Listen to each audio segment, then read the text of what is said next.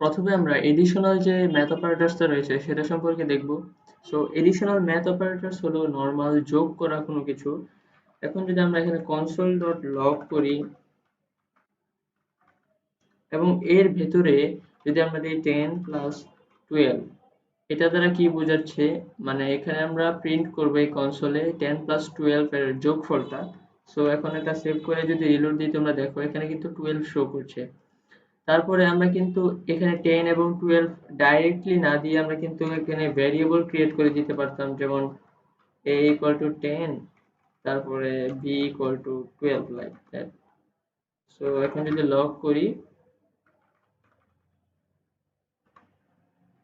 So এখন আমরা a plus b দেব এর ভেতরে, এরকম করেই আর কি আমরা এখানে 10 এর বদলে আমরা দিয়েছি a এবং 12 এর বদলে দিয়েছি b। এভাবে কিন্তু আমরা ভেরিয়েবলও যোগ করতে পারি।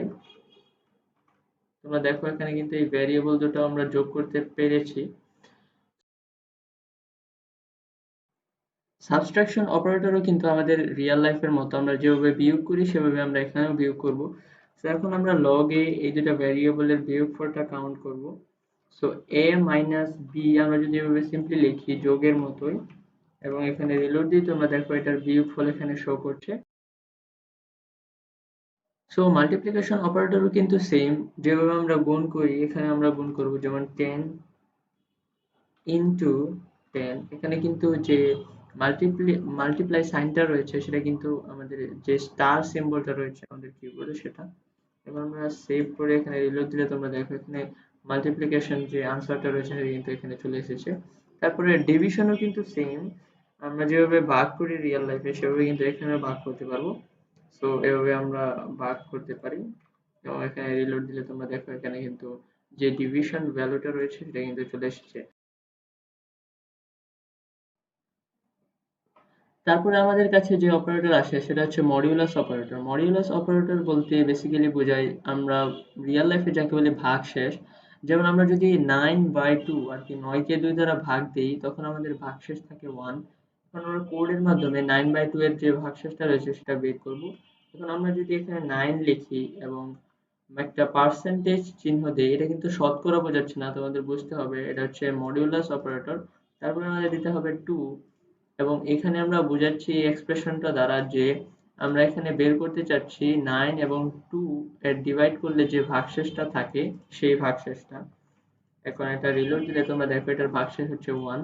তোমরা জানো, যদি তোমরা অঙ্ক পারো তাহলে তো অবশ্যই বের করতে পারবে, আর যদি আমার মতো না পারো তাহলে তো নাই, কোডের মাধ্যমে সেটা তোমাদের বের করতে হবে। তো তারপরে আমাদের দেখতে হবে আরেকটা জিনিস, যে আমরা যদি 16 ডিভাইডেড বাই 4 এর মডিউলাস বের করতে চাই, তোমরা দেখো এটা কিন্তু 0। সো তোমরা জানো যে এটা যেহেতু 16/4 এটার ভাগ ফলটা যে রয়েছে সেটা হচ্ছে 4, তাই আমাদের মডিউলাস কিন্তু নেই এখানে, যেহেতু এটা মিলে গেছে।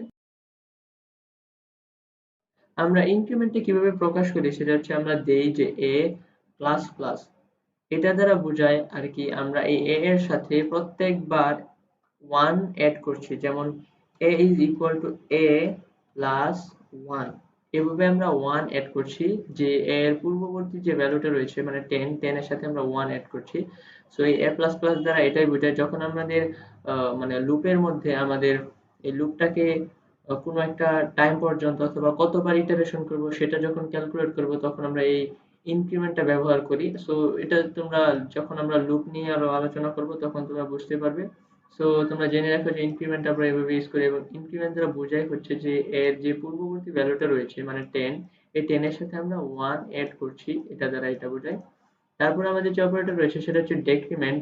এটাও কিন্তু ইনক্রিমেন্টের মতো সেম, খালি এটা কি কাজ করে, এটা মাইনাস করে, এর থেকে প্রত্যেক ইটারেশনে 1 করে মাইনাস করে এইভাবে। সো ডেক্রিমেন্টটা এভাবে দিতে হয় যে a মাইনাস মাইনাস দুইটা মাইনাস।